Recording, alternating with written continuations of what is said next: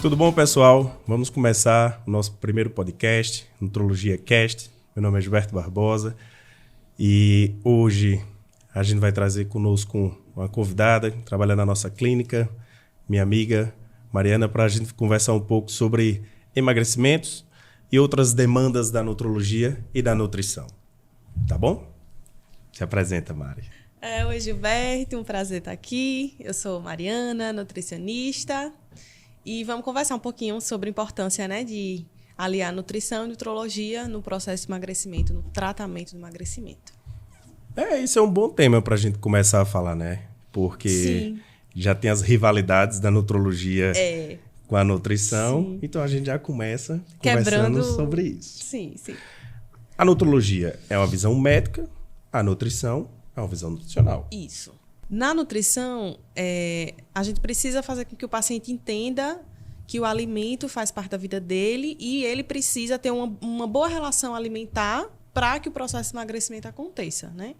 Saber escolher quais são os alimentos, as quantidades dos grupos alimentares, né? Tem muito mito e muita verdade, né, que caminha aí dentro da alimentação, e aí a gente tenta desmistificar esses mitos, orientar o paciente a fazer boas escolhas, né, e fazer com que ele entenda que o processo de emagrecimento é um tratamento. E durante o tratamento ele precisa estar focado e disciplinado àquilo, que não vai ser algum regime, algo pesado, ele precisa entender. E é um desafio de nós nutricionistas fazer com que ele entenda que não é um regime, mas que ele precisa aprender a escolher, fazer boas escolhas. E aí, muitas vezes, alguns pacientes traz, além da obesidade, associada a algumas comorbidades, aí o nutrólogo entra nos auxiliando com a parte médica da coisa, né? Tratando a parte hormonal, vendo se tem disfunção hormonal.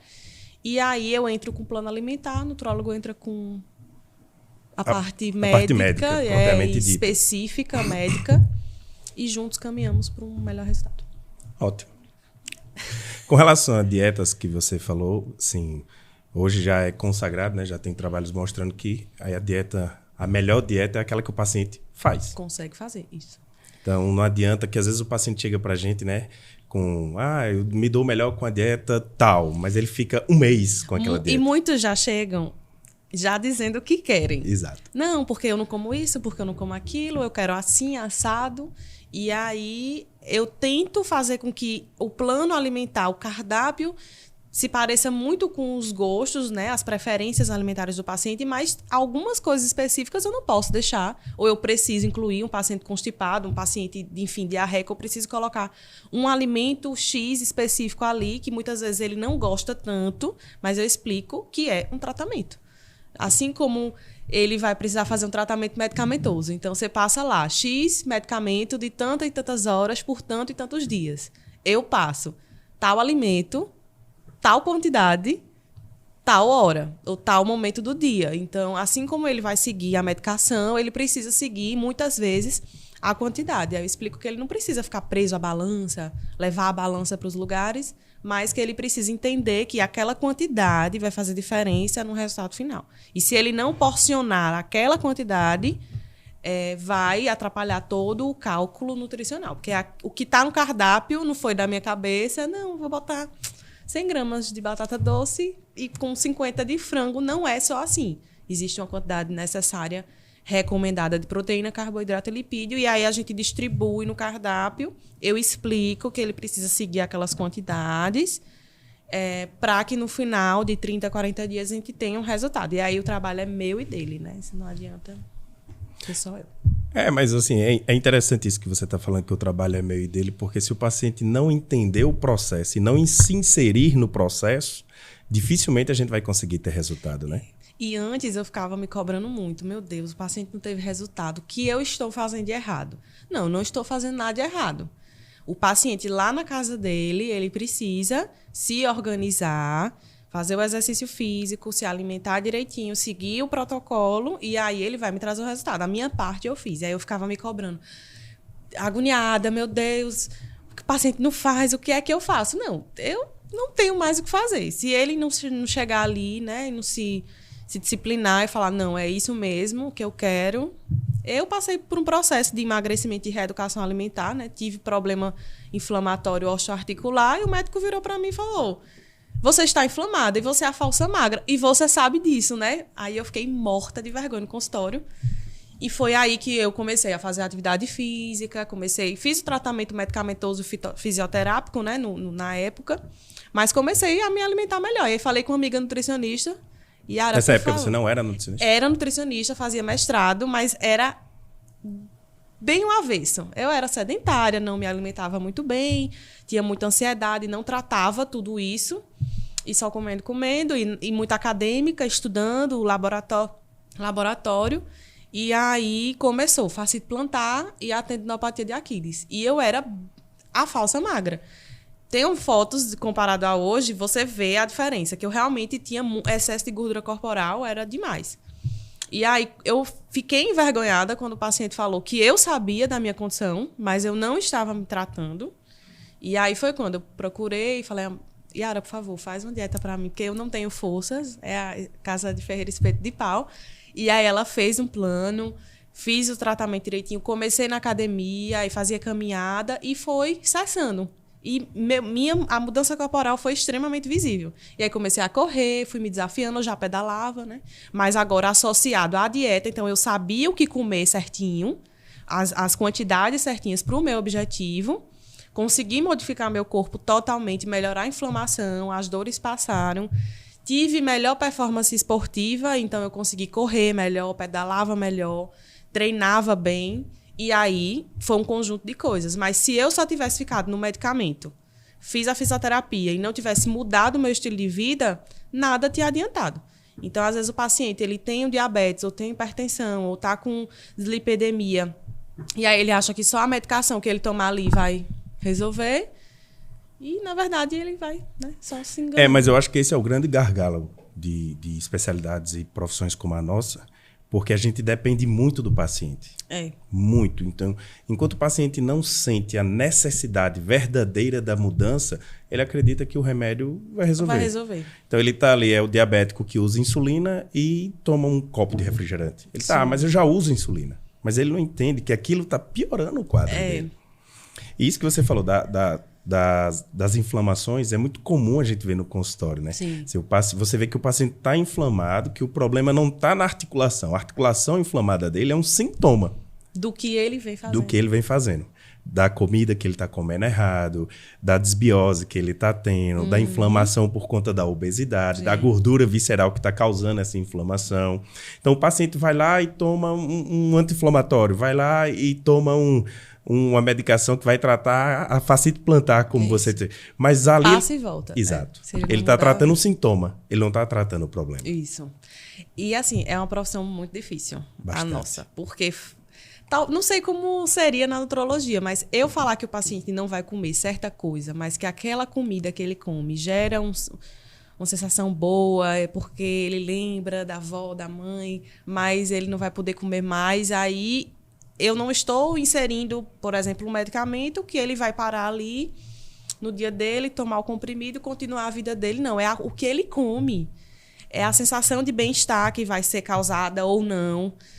E aí é bem complicado mexer com a comida. Eu não vou estar simplesmente mexendo... Culturalmente, né? Culturalmente demais. Culturalmente, principalmente aqui no Brasil, a gente tem uma relação muito afetiva com a comida, né? A comida da minha avó, a comida da minha mãe. E às vezes é justamente a comida da minha mãe, a comida da minha avó, que é o gatilho para fazer aquela inflamação que gera fascite plantar. Que pacientes, eu tenho muito paciente com dores articulares, com... Meu Deus, como é o nome de quê? Múltiplas dores. Fibromialgia. Artrite reumatoide. Não, fibromialgia. Eu tenho muitos pacientes com fibromialgia que, às vezes, o problema está na comida. Você lembra daquele menino com o jogador de futebol? Sim. Que ele encerrou a carreira porque ele tinha uma doença inflamatória e a alimentação piorava. Sim. Tanto que quando ele passou lá no consultório com a gente, mudou completamente a alimentação, é outra pessoa. E assim, é um menino que tinha uma carreira muito grande no futebol que foi encerrada por conta disso. Porque ele tinha um gatilho reumático que ficava sendo acionado esse gatilho por conta da comida. Levava ele a ter lesões de repetição, o clube dispensou ele. Sim. Tem outra questão que as pessoas não associam muito, que é a alergia a processos respiratórios associados à alergia alimentar. Exatamente. Né? E que é outra questão que a gente vê muito. Então, o paciente tem alergia a leite, ou a trigo, ou a camarão, enfim.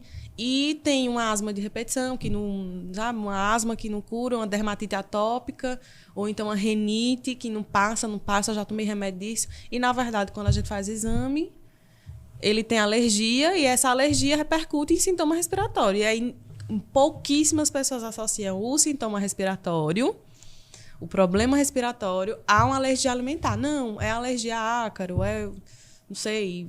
E aí entra num gatilho, né? Que aí ele toma corticoide, ganha peso, não tratou a alimentação. Sim. Piora do quadro, mais corticoide, mais peso. Aí fica ansioso, aí desconta Exato. na comida, não faz exercício físico, porque não tem suporte respiratório, porque está passando mal, está usando muito medicamento. Vira um ciclo e, na verdade, ninguém associa isso, que, na verdade, ele tem uma alergia alimentar. E aí é onde ele tem que procurar nutrólogo.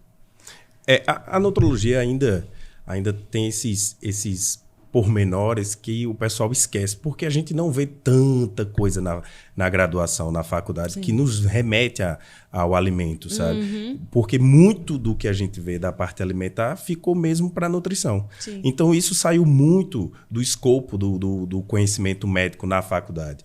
Mas aí a gente vê, o cara vai e come uma castanha. E aí tem um fungado. Um fungadozinho, ele faz, é o ar-condicionado.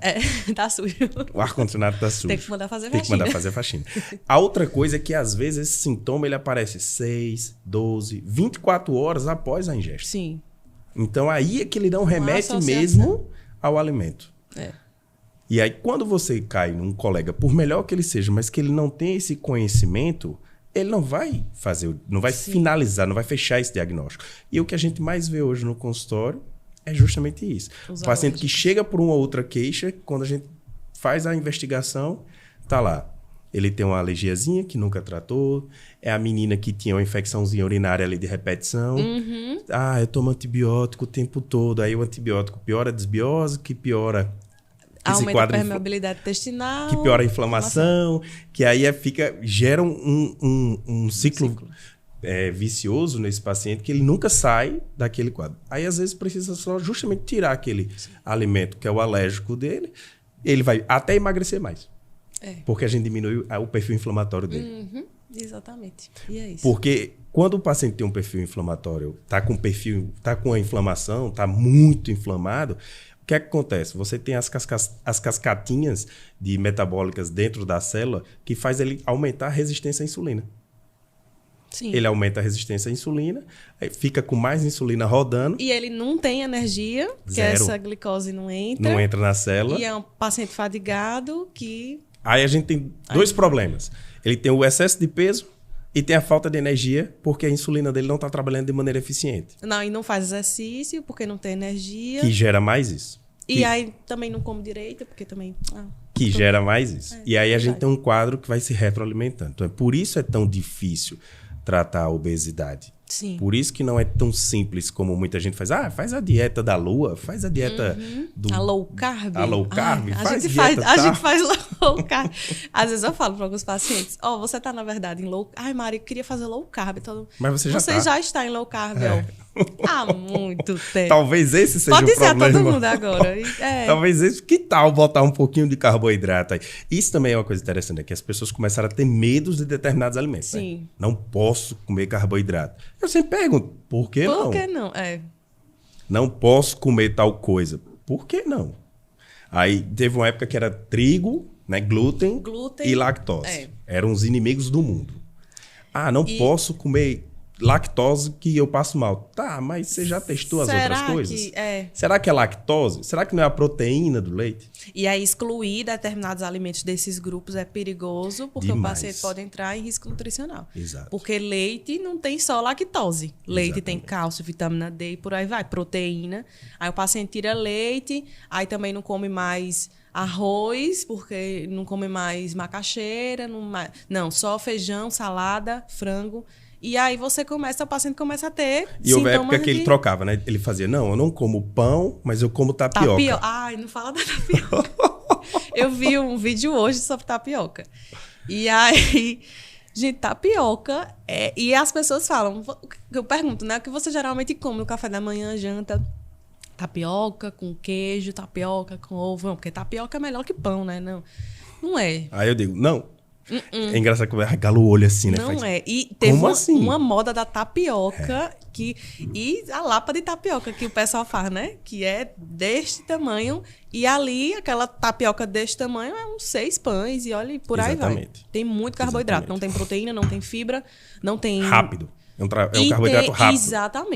Exatamente. Porque ali é só a farinha. Então, entrou, diluiu no suco gástrico, glicemia bate no lá teto. em cima, exatamente. Exato. Tanto que se a gente pegar para ver as melhores dietas mesmo assim, dieta do Mediterrâneo, dieta DASH para hipertensão, todas elas tendem a fazer, controla o pico glicêmico. Glicêmico, exatamente. Controla. E é justamente o que a tapioca não faz.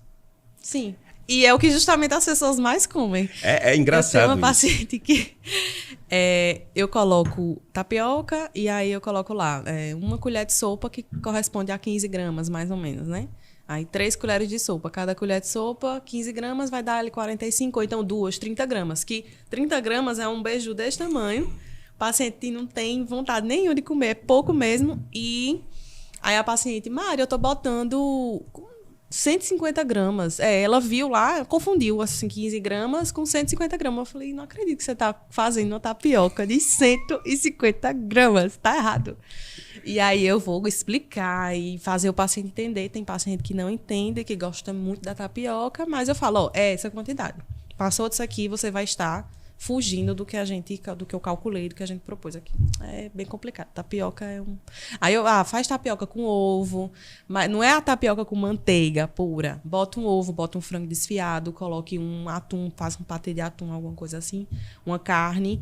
Não coma a tapioca sozinha, pura, porque aí aumenta o pico glicêmico. O índice glicêmico é lá em cima. E a gente usa essas estratégias justamente para a gente quebrar o índice glicêmico da refeição. É engraçado também que às vezes o paciente chega, né, que faz, mas eu vi que pão tem um índice glicêmico alto. Tapioca também, filho. Mas se você depende com o que você come o pão, você quebra esse índice glicêmico. Sim.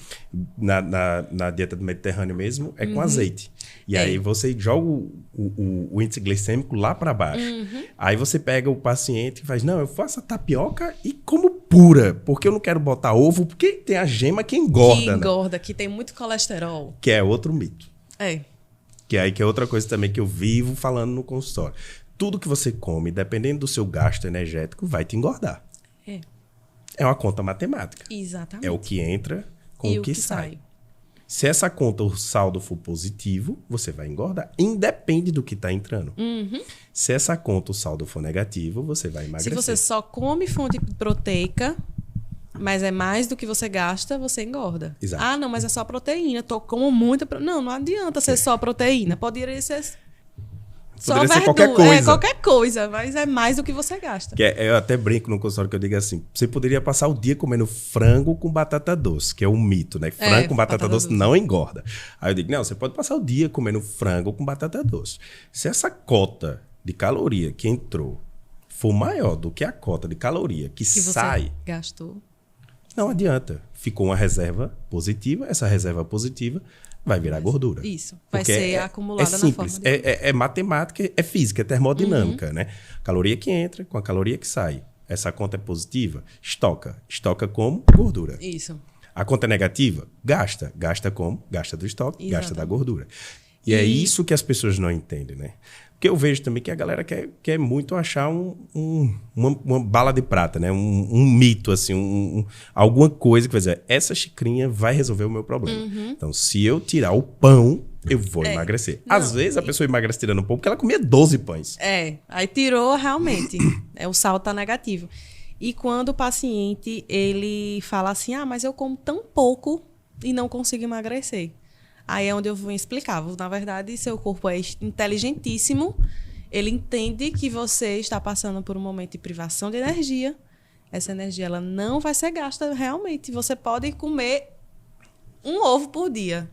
seu corpo entende, essa mulher aqui não está comendo o suficiente, eu não vou ter energia suficiente para o meu coração bater, para o meu pulmão funcionar, para as demandas energéticas dos órgãos do corpo, cérebro, enfim, funcionar, então eu não posso gastar muita energia aqui, não posso quebrar o que eu vou usar de substrato energético, é só para isso daqui, o restante não vai ser gasto, não. Aí, tem que comer. Aí eu calculo a dieta bonitinho. Mari, eu tô comendo mais do que eu tava comendo antes. Eu vou emagrecer. Vai, Líndia. Aí volta no retorno e faz... Caramba! Minha vida melhorou. Melhorou muito. Tô indo no banheiro todo dia. É impressionante isso. A outra coisa também que me chama muita atenção no consultório é mito de remédio, né? Sabe? Tipo, Mari tomou X remédio e aí melhorou. Emagreceu. Emagreceu porque tirou comida. Acontece, às vezes o remédio, ele faz justamente isso. Quem tem um comer mais emocional, usa um determinado ansiolítico, usa uma determinada medicação que combate isso e aí resolve o problema. E é por isso que a pessoa emagrece. Então, às vezes, é o que eu digo ao paciente no consultório. Às vezes, o paciente está gordinho e o gordinho dele não é o problema. É o sintoma. É o sintoma de uma ansiedade, é o sintoma de uma depressão, que é alimentada pelo fato dele estar acima do peso. Isso. Porque se sente mais cabisbaixo, a autoestima está lá embaixo, aí ele não tem energia. Não tem energia. Naturalmente, o paciente que está ali inflamado, obeso, não tem energia. A forma simples de entender isso, que eu explico para os pacientes no consultório, é quando a gente está gripado. Quando a gente está gripado, a gente quer ficar em cama. Deitado. A gente quer ficar deitado. Então, a gente está inflamado, a gente não tem energia. Então, o que é que a gente quer? Repouso. Então, quando a gente está obeso, que a gente tem excesso de gordura também, que a gente está inflamado, a gente quer o quê? Repouso. E a coisa vai se alimentando. E isso gera um gatilho. A gente vive também uma sociedade que cobra muito que você tem que fazer atividade física, que você tem que estar magro, que aí é o que eu chamo de ditadura da magreza, que também está errado. Não é a ditadura da magreza, é a ditadura da saúde. Exatamente. É o que eu falo o tempo todo. Ficar magro ou ficar gordo é uma opção do paciente. O que o paciente não pode é ficar obeso. O que o paciente não pode é ficar desnutrido com magreza excessiva. Mas ele ficar ali dentro da faixa da normalidade, com um pouco menos de peso, um pouco mais de peso, é escolha pessoal. Não gosto de me olhar no espelho assim e me achar tão magrelo. Então não gosto de me olhar no espelho assim e me achar tão gorduchinho. Calma, você está saudável? Tô dentro do normal. Vamos avaliar, vamos ver composição corporal. Né? Exatamente. Porque também eu tenho um paciente que chega lá com IMC de 16, super magro no sentido de doença, e faz, eu vim aqui porque eu tô me sentindo obesa. Sim. E isso também é uma verdade. Aí quando a gente começa o tratamento, que você passa uma medicação para o paciente, que abre o apetite do paciente, aí ele abandona o tratamento, boa parte. Por quê? Porque acha que está comendo demais e está saindo daquele padrão. E aí já entra a associação com a psiquiatria, a psicologia, para tratar o transtorno desse paciente, e aí vai repercutir no corpo. Comer é hábito. Então, o hábito vai muito do nosso padrão cultural. E a gente vive num país que tem um padrão cultural e um padrão estético que às vezes chega a ser desleal com as meninas. Porque você tem que ter pernão, você tem que ter bundão, você tem que ter barriga seca. E às vezes eu digo isso lá no consultório, às custas de quê? O quanto você quer sacrificar da sua saúde para isso? E tem paciente que tá belíssima, e a gente dosa vitamina, tá? Vitamina D baixa, B12 baixa. Não, mas eu estou bem. Não, mas dentro não tá. Por fora tá lindo, mas dentro não tá. Exato. É o que a gente vê também muito paciente bariátrico, né? Paciente, eu era obeso, minha vida mudou. Quando chegam os resultados dos exames, querido, veja só, você precisa ajustar isso. Como assim? Você está desnutrido. Você trocou um problema por outro. Você trocou um problema de difícil controle por um de mais fácil controle. Mas você trocou um problema por outro. E a bariátrica é uma polêmica, assim, né? E não é, porque é uma cirurgia para determinados casos que funciona e tá tudo bem. Mas as pessoas não entendem que a pós-bariátrica é extremamente difícil. E se o paciente não seguir bonitinho e não manter a mudança de estilo de vida, ele pode voltar ao mesmo peso ou pode ficar desnutrido, como você falou. Eu tenho um paciente que operou com 130, reoperou com 150, chegou com 185 no consultório. Pois é. É complicado. Então, assim, não existe bala de prata. Né? O bariátrico, se ele não mudar, ele vai ter uma grande chance ali no pós-bariátrico. Sim. Então, assim, ele tem a chance de mudar. Então, ele tem que mudar o estilo de vida dele, ele tem que mudar o padrão alimentar dele, ele tem que, se ele é sedentário, ele tem que deixar de ser sedentário, fazer atividade física, e aí a bariátrica vai garantir que ele O resultado. Ele não vai ter uma ingesta tão grande, mudou o estilo de vida, vai ter um gasto maior, aquele gap vai ser sempre negativo, então ele vai manter aquele resultado. Sim. O que a gente vê é que o pessoal, não, já operei, então posso comer o que eu quiser, na quantidade que eu quiser, que eu não vou engordar. Aí eu explico, o teu estômago é um músculo. Exato. Ele vai dilatar de novo, ele vai crescer novamente. E aí, quanto mais ele cresce, mais comida ele vai querer dentro dele, é uma forma lúdica. E é o que acontece em dietas de emagrecimento.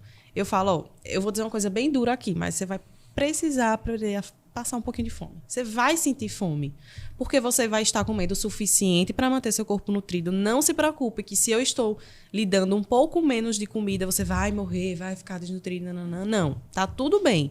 Mas você vai sentir que está ficando com fome porque você tinha um hábito alimentar, um comportamento alimentar diferente. Não se preocupe que isso vai passar. Aí eu vou questionando, e aí, como é que tá? Não, realmente, estou me sentindo melhor, não estou sentindo tanta fome como eu estava sentindo. Na verdade, eu até como bem, não sinto aquela vontade de comer excessiva e tá tudo bem. E aí é onde eu explico, vontade de comer e fome. Exato. Porque fome é como a mãe da gente fala, se tá com fome, como o que tem. A fome, você não escolhe muito. Se você se distrair, essa fome não passa porque é fisiológica, a barriga dói, a cabeça dói, você se sente fraco. A vontade de comer, não. A vontade de comer, eu quero comer isso. Exato. E se você se distrai com outra coisa, você esquece aquela vontade que foi passageira, né? Aí o paciente precisa também entender isso para a gente conseguir ter resultado, né? É o que na nutrologia e na psiquiatria chama de comer hedônico. Sim. É a vontade de... tô morrendo de fome. Tô com vontade de comer a pizza. Tô morrendo de fome. Tô com vontade de comer um hambúrguer de tal lugar. Isso. Então, assim, isso não é fome. É um desejo. É um desejo, exato. Isso não é fome, isso é um desejo. E, geralmente, esse desejo é atrelado a coisas que têm alto ganho calórico. Porque vai dar prazer. Exato. Sensação de prazer. Que é justamente o hedonismo vem disso. É o comer por prazer. É o cara que tá ansioso e aí ele tá ali beliscando o tempo todinho. Sim. Ou é o ex-fumante, né? Caralho, que troca uma coisa pela outra. Exatamente. Parei de fumar e agora eu engordei porque eu parei de fumar e eu sinto gosto do alimento. Aí eu tenho que explicar para o paciente. Não, você parou de fumar e você tá engordando porque você tá... Não porque você tá sentindo gosto do alimento, mas é porque você trocou um vício por outro. Antes o vício era o cigarro, que você levava... E a gente tem dois vícios, né? O da nicotina, né? O químico. Sim. E o mecânico... E o mecânico de botar alguma coisa na boca. Então, geralmente, ele troca para comida. É o bariátrico que passa a beber mais. Sim. É o bariátrico que faz... antes eu, sei lá, tomava uma cerveja. Eu agora saio e tomo 1 litro de vodka. E aí, e o outro mito com relação a isso é... não, mas porque vodka é destilado, né? Não engorda. Aí ele não come, não porque ele dá bariátrica, mas porque ele já bebeu muito. Sim. Então ele já encheu o tanque de caloria vazia do álcool. Isso. Aí ele não sente fome pela redução do intestino. Ele não vai conseguir comer muito. Sim. Então ele tem uma desnutrição por conta do álcool, que é só caloria vazia. Sim. Ele não consegue comer. Eu explico isso no consultório do álcool, né? Mas álcool é isso, aquilo. Álcool tem 7 calorias por grama. E não tem vitamina, mineral, nada associado ali. É uma molécula vazia que vai entrar, vai aumentar a energia local ali, engorda e não vai te trazer benefício nenhum. Eu tenho alguns pacientes que me perguntam qual a cerveja melhor. Eu tive uma paciente, ela é maravilhosa. E ela mandou uma mensagem cedo. No sábado, foi sábado ou sexta. Tava na praia. Mari, que cerveja eu bebo? Aí eu, não, escolhe tal. Mas só uma. Se for long neck, pega umas 2, 3, só pra ela não ficar, né, sem beber. Mas se for daquela maior, só uma. Ela, não, tá bom. E aí ela vai voltar no consultório, eu vou ver como é que vai estar, né, essa questão. Mas é uma paciente que ela procurou cirurgião plástico e cirurgião bariátrico e ela não entrou no critério porque na verdade, ela precisa mudar estilo de vida. E eu falo, fulana, você precisa fazer exercício físico. Ah, mas eu não gosto, mas eu tenho dor articular, mas isso. Mas eu como bem, ela come de fato bem, né? Mas ela não gasta. E mesmo ela comendo pouco e bem, ela tá só guardando, acumulando, porque ela não gasta. Então, é difícil. É difícil. É uma profissão difícil, não é fácil. Porque mudar hábito dói. É difícil. É muito difícil. doloroso. Mudar hábito é muito doloroso. E tem uma questão cultural, ancestral, de que minha mãe, minha avó falava isso. Não, mas eu sempre comi, eu sempre fiz desse jeito, tá tudo bem. Não tá. Né? Ah, eu sempre comi salsicha, sempre comi presunto. Na minha casa a gente faz tudo isso todo o tempo. O que é que você toma café? Não, pão com presunto. O que é que você janta? Salsicha no molho com pão. O que é que você almoça? Nugget com arroz e feijão. Não, mas eu como arroz e feijão, com um nuggetzinho. Que é barato, eu asso e tal. Zero proteína, só gordura. Exato. E aí explicar isso, porque aí eu vou ter que entrar na parte até química e bromatológica da coisa. Ó, esse alimento ele é feito assim, assado, ele não tem quantidade significativa de proteína. Existe proteína de alto valor biológico e proteína de baixo valor biológico. Você entende isso? Vamos explicar? Aí eu vou na minha pastinha de figurinhas e vou explicando. E por isso que na consulta nutricional demoro muito, assim, dependendo do paciente. Se o paciente vem com conhecimento prévio, é até mais tranquilo. Mas se ele vem zerado, com muitos vícios, aí eu tenho que parar para explicar tudo e fazer com que ele entenda que a partir de agora ele vai precisar tirar esses alimentos e muitas vezes não é nem evitar, é realmente tirar. Não, você não vai comer. Né? E é isso.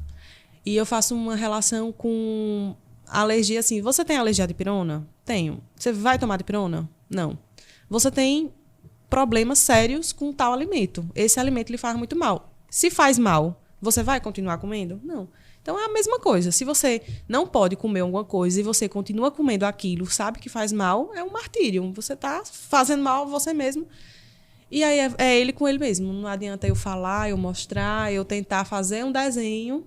O paciente, ele precisa fazer por ele mesmo. Não adianta. É, porque, de certa forma, é até ingrato, né? A gente tem 1 hora para tentar mudar a vida do paciente que levou anos construindo aquele hábito. Anos. É. Aí a gente tem ali 1 hora, 40 minutos, 1h30.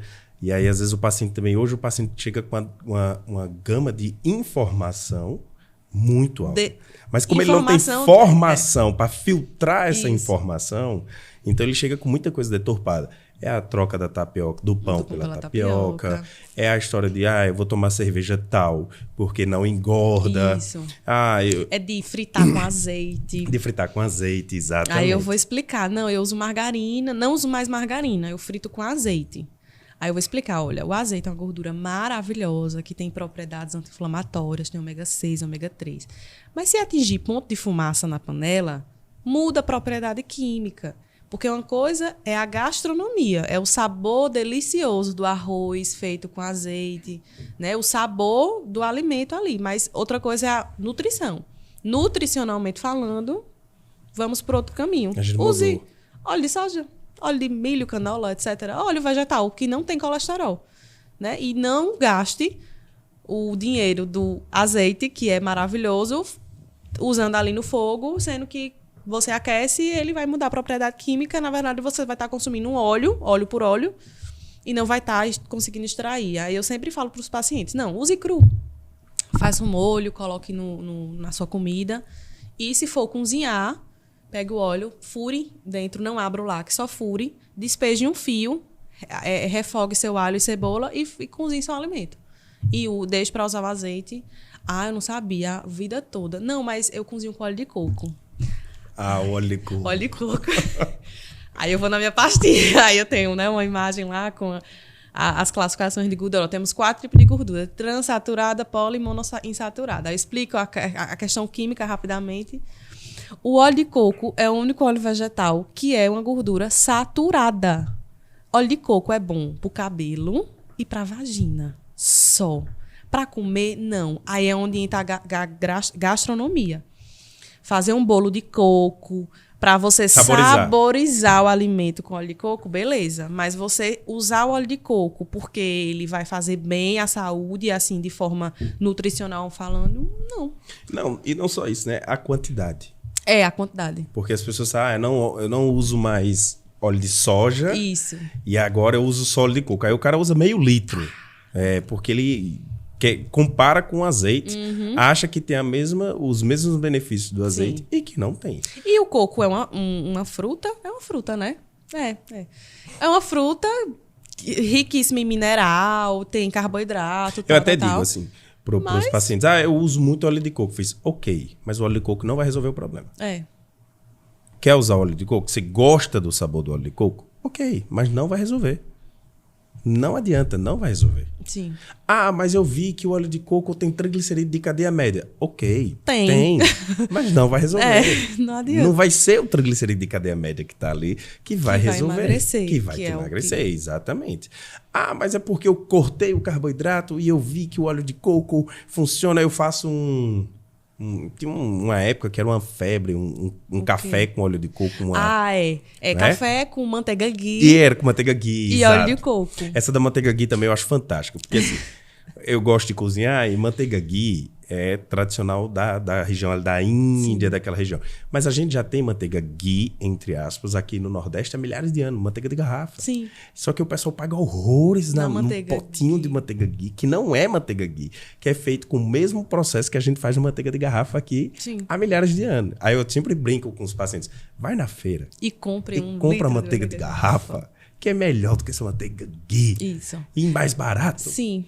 Eu tenho pacientes que usam café com manteiga ghee e óleo de coco. Eu falei, você pode continuar usando, mas vai ser calculado. A quantidade que você vai colocar vai ser a que eu colocar no cardápio. Porque a grama a mais, a ml a mais ali do óleo de coco, da manteiga ghee, vai atrapalhar o processo. Exato. Porque 1 grama de lipídio tem 9 quilocalorias. Exato. E 1 grama de carboidrato tem 4. Então, o lipídio, por mais pouco que seja, a fonte de gordura, por mais pouca que seja, tem bastante caloria. Aí vem a questão de, eu adoro amendoim, como amendoim. Como não se posso não houvesse comer castanha no lanche? Pega assim, e vai. Falei, não, pode, mas é pouco, porque não dá para ser muito. Eu sempre brinco dizendo para os pacientes assim que não tem alimento que vai salvar e não tem alimento que vai te condenar. Isso, não tem um alimento que emagrece e tem o que engorda, é o conjunto todo. É o conjunto todo, e principalmente os hábitos. Sim. Aí, uma outra coisa que eu sempre pergunto ao paciente, porque faz parte do coisa. Você dorme como? Aí o cara não dorme bem, no outro dia ele fica com uns gatilhozinhos de compulsão. Sim. Porque o cérebro interpreta que uma situação de estresse é fome, não sei. É sono, também não sei. É sede, não sei. Ele passa a ter uma, entre aspas, sensação de que tem falta glicose no sangue, aí ele come. Aí ele come, não passou. Cara, você tá cansado. Acho que eu tô com hipoglicemia. Eu ouço isso direto. Eu tenho hipoglicemia. Você não tá com hipoglicemia, você precisa dormir. Você precisa dormir. E aí a gente vai ver, mas eu durmo bem. Tá, eu durmo X horas. Não, você dorme X horas, mas você não aprofunda seu sono. Isso. E eu pergunto também se o paciente sonha, né? O paciente sonhou, não, eu sonho muito pouco. Eu nem não lembro. Aí se ele não lembra ou não sonha pouco, é porque ele não atinge profundidade de sono, né? De sono REM. E aí não dorme bem. Mesmo que seja 8, 10 horas. É um sono ruim, né? Qualidade ruim. E aí, geralmente, o vilão, celular. Sim.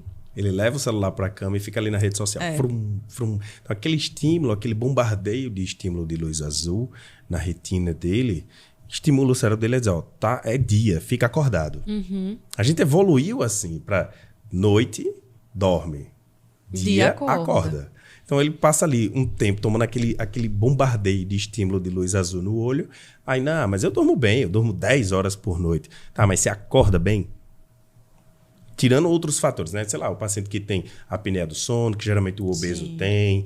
Mas tirando esses fatores, assim, um paciente que não tem um problema obstrutivo de sono, não tem alguma coisa nesse sentido, você pergunta, você dorme bem? Aí ele, durmo 10 horas, mas você acorda bem? Eu reluto acordar. Eu demoro um pouquinho. Aí eu sempre, geralmente, pergunto, celular na cama, né? Quase sempre a resposta é verdadeira. E tem alguns pacientes que têm outras questões, assim. Mães de bebês que não dormem bem, ok. que tem filho pequeno. Que trabalha à noite. Que trabalha à noite. Tem um paciente que dá plantão à noite, né? Que vira e consegue seguir uma dieta. E a gente só tem que ajustar, né? O dia que tá de plantão, o dia que trabalhando noturno, né? Vigia e tal. Só ajustar. Mari, algum caso engraçado ou especial do consultório? Que vai que a gente tem gente que tá assistindo, ouvindo o podcast, que pode se identificar com os casos, né? Ou se inspirar. Isso. Eu tenho um que é uma inspiração, é um caso especial. Paciente homem, deficiente visual.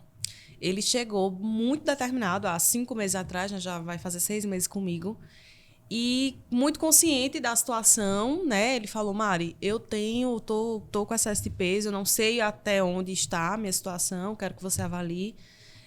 Comecei a fazer crossfit, então é um paciente que faz crossfit de segunda a sexta, por vezes no sábado.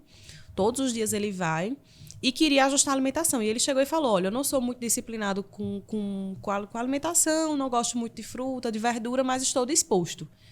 Quando o paciente chega assim e fala, estou disposto, já é um alívio para a gente, porque aí a gente vai conseguir manejar da melhor forma. O manejo é mais fácil. E aí começamos, né? Fiz o cardápio, mandei, aí todo mês ele ia certinho. Os exames ótimos. Mas né? ele sempre foi deficiente visual? Sempre, é congênito. É uma deficiência congênita. Ele sempre foi, né? E convive com isso muito bem. Alto astral, assim, toda vez que ele vai no consultório, me reenergiza porque... Estimula a gente. Me estimula mais. E eu sempre falo dele, assim, para os outros pacientes. Tem um paciente que ele tem as limitações dele, mas ele tá lá todo dia, firme e forte, e tá atrás do objetivo dele. O objetivo dele era menos 10 quilos, e ele tá chegando lá, ele tá conseguindo. Dentro das possibilidades, mais faz, né? E às vezes a gente acorda todo dia, né? Com todas as condições que temos e... não, hoje eu não vou, tem muito trabalho, tá muito corrido, não, isso, aquilo, e vai criando algumas desculpinhas. E são essas desculpinhas que vão criando um hábito ruim, Exato. né? Conta uma experiência sua, um paciente que marcou, assim. Tem vários. Tem uma que ela não conseguia engravidar. Uhum. E assim, foi uma paciente que chegou bem inflamada, ela é multialérgica, múltiplas alergias alimentares. E... quando começou o processo de emagrecimento e quando tirou os alimentos que ela tinha alergia, iniciou o tratamento para desbiose. Aí ela subiu do consultório. Puf, nunca mais a vi, sabe? E de repente... buchuda. Gêmeos. Tá vendo? Sim. Gêmeos, gravidez gemelar. E assim, eu fiquei muito, muito feliz, sabe? Sim. Com a gestação dela, que era um sonho dela e do marido. E quando apareceu gestante, eu até brinquei com ela, porque é bem angustiada. Quero marcar logo minha consulta. Aí quando ela apareceu, aí eu disse, olha, para você querer marcar consulta assim, ou você tá muito inflamada de novo, ou você tá grávida. Aí ela começou a rir e fez, tô grávida. E tem uma notícia. Eu disse, qual? Ela, gêmeos. São 2, é muito bom, né? Ver que o paciente muda. E todos esses exemplos que a gente tem no consultório é mudança de estilo de vida. Exato. É tudo, não é só porque comeu bem, mas se você comer bem, faz exercício... Foi o caso, justamente o caso dela. Que aí foi o que eu expliquei. Eu fiz, olha, não adianta só tirar o que está causando a alergia, o que está causando a inflamação. A gente tem que tratar. Isso. E não tem um anti-inflamatório que vai resolver isso. Vai ser mudança de estilo de vida mesmo. Eu sempre falo isso, mudança de... A palavra é forte, mudança. Mudar não é fácil. Exato. Você mudar de uma casa para outra tem transtorno. É difícil, pode quebrar alguma coisa, você pode ficar mais cansado. Então, mudar não é fácil. E aí, entender que vai gerar dor no processo, né? Eu queria comer aquilo, não posso, eu vou precisar recusar tal convite, né? Eu tenho outro caso que é de um paciente que chegou há uns 5 meses também. E recém-divorciado, autoestima lá embaixo, triste, com um abdômen extremamente globuloso, sabe? Um paciente de tronco fino, abdômen globuloso. Ele chegou realmente bem triste, assim. Aí a gente foi conversando e tudo. Eu tinha iniciado musculação, mas aí trabalhava o dia todo, estudava à noite, e aí os horários ficavam muito complicados para ele. E ele realmente falava que estava muito cansado. E eu falei, olha, você tem bicicleta em casa? Tem alguma coisa? Não, eu tenho bicicleta. começa a pedalar um pouco final de semana, né? Dá um passeio, já vai se movimentando. O tempo que você tiver já vai se movimentando. E vá seguindo a dieta. Aí ele mandou para mim que tinha começado a pedalar. E aí eu falei, você gosta de correr? Rapaz, nunca tentei não. Eu falei, olha, vai ter um treino no meu grupo de corrida. Você quer ir? Vamos? Não, tá, eu vou. Tem uns que caminham, né? Que só fazem caminhada. Tem os que correm muito, tem os que correm pouco, tem os que correm rápido, os que correm devagar. Você ali se enturma e vai indo. Moral da história, hoje ele já correu 21 quilômetros. Que não é fácil. Que não é fácil. Emagreceu. Está feliz da vida, a autoestima lá em cima, né? E fez novos amigos, porque você está inserido em um grupo, você faz novos amigos, Exato. Você começa a ver as coisas diferentes, se alimenta muito bem e faz exercício físico, já não é mais uma desculpa para ele, mesmo diante da rotina cansativa, que de fato é, não vou dizer que é fácil, né? Trabalhar, estudar, mas aí eu até vi no Instagram, hoje ele acordou cedo, né? Fez os 5 quilômetros dele e foi trabalhar.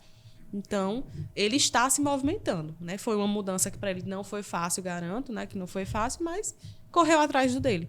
Tem um outro paciente que um dia eu estava correndo, caminhando na orla, né? Lá vem ele. Eu falei, é o quê? Não acredito. Ele toca, ele é músico e ele perdeu 12 quilos já. E aí eu vi assim, eu falei, não é você não, você bateu a cabeça em algum lugar. Porque antes ele falava, não, é muito cansativo, eu trabalho, aí tenho que tocar, ficar a noite acordado, não dá. E aí, entre um retorno de uma consulta e outra, ele foi à primeira consulta, na segunda consulta não teve resultado nenhum, e aí eu fui bem sincera com ele, ó, você precisa parar. Ele bebia muito, fumava muito, dormia mal, comia o que tivesse lanche pela frente. Você precisa mudar o seu estilo de vida, seus hábitos, tá ruim. Se você pode me pagar milhões, eu não vou fazer o que você tem que fazer por você mesmo. E aí ele foi nessa segunda consulta, ele teria que voltar para a terceira, e ele me pediu mais um tempo. Eu falei, tá certo. Menino, quando ele voltou, foi outra pessoa. Eu falei, mentira, que você tá assim. Ele falou, parei de beber, tô fazendo exercício, tô comendo melhor, não tô fumando mais.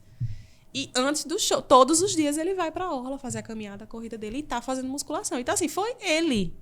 Né? Eu oriento e fico muito feliz quando o paciente... Adere, né? E entende que é ele, não adianta, Exato. né? Não adianta. Se o paciente, eu pergunto, você está disposto quanto? 0 a 10? Não, estou disposto 11. Eu falei, então baixa a bola, porque também não vai ser muito fácil. Não, estou disposto 7. Beleza. Porque vai ter momento que não vai correr 100%, porque Exato. imprevistos na nossa vida acontecem. Alguma coisa vai acontecer que não vai dar tempo de fazer aquela refeição. Exato. Ou não vai dar tempo de fazer o exercício, mas está tudo bem. O outro dia você recomeça e vai pra frente. Esses são 3 casos, assim, desses pacientes que me marcaram muito. E você? Eu falei de... Eu tenho Outro um caso. caso. Esse é um caso muito especial para mim. Elane. Sim. O que acontece? Quando a gente estava no processo de engravidar, vai, volta, tivemos uma perda e chegamos num momento que ficou bem duro e frustrante. E aí, nisso, a gente resolveu mudar por completo o estilo de vida da gente. Mais do que a gente já fazia. Sem radicalismos, nem para um lado, nem para o outro. Reorganizamos a dieta, reorganizamos a atividade física, reorganizamos o padrão de sono. E a coisa foi fluindo. Sim. Foi fluindo. De repente, grávida. Bernardo. E o melhor de tudo, para você ver, ela teve uma gestação super tranquila. Super tranquila. No início, a progesterona caiu um pouquinho, mas recuperou a progesterona. Não parou de fazer atividade física.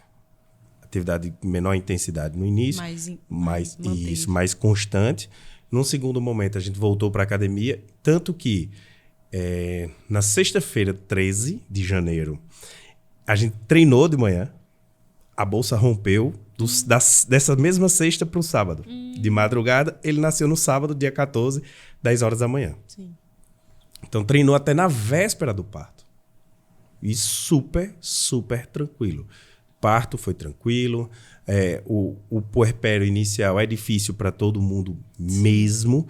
Mas eu acredito que se a gente não tivesse feito atividade física aquele período todo, se não tivesse ajustado a dieta aquele período todo, teria sido muito mais difícil. E tem uma questão genética que eu falo que se os pais 3 meses antes, né, 3, 4 meses antes da concepção, né, que a gente não sabe exatamente, mas Se antes da tentativa mudar estilo de vida, começar a fazer exercício, comer melhor, os genes serão transferidos para o... Tem trabalhos enormes provando isso. Enormes. Isso daria 20 podcasts. Tem trabalhos enormes provando que se os pais praticam atividade física, se os pais têm um estilo de vida saudável, a tendência é o filho ser mais saudável, mais, entre aspas, inteligente e ter menor problemas de parto prematuro, eclâmpsia, diabetes gestacional.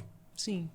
Programação fetal. Exatamente. Né? E aí, tanto pode reprogramar para esse feto ser saudável e uma criança saudável no futuro, Exato. como você expor ele a um ambiente adverso, né? Então, uma paciente que não come bem, que não dorme bem, que come muita besteira, com muito açúcar, muitos aditivos químicos. Exato. Uma paciente que está exposta, por exemplo, né? Meu trabalho de mestrado foi isso, exposta a agrotóxico, né? A produtos químicos, né? Que são neuroprejudiciais ali para o feto. E aí, o bebê nasce, tá tudo bem, mas aí ele vai ficando adolescente, é um paciente que vai ter resistência à insulina, vai ter hipertensão, isso, a obesidade e tudo mais. Então, o que a mãe e o pai faz antes da concepção e durante a gestação tem impacto. E esse ponto é importante, porque às vezes não, antigamente a gente acreditava que era muito a mãe. A mãe tem que deixar de comer, a mãe tem que fazer isso. Não é a mãe, são os dois. Não adianta só a mãe. Claro que o pai antes da concepção ali, né? Porque vai junto o gene modificado de mudança de estilo de vida. Exatamente. Mas é isso. Legal. Então, chegamos ao fim do nosso primeiro podcast. Muito obrigado, Mari. Obrigada. E os próximos, talvez nos veremos novamente. Talvez, vamos ver.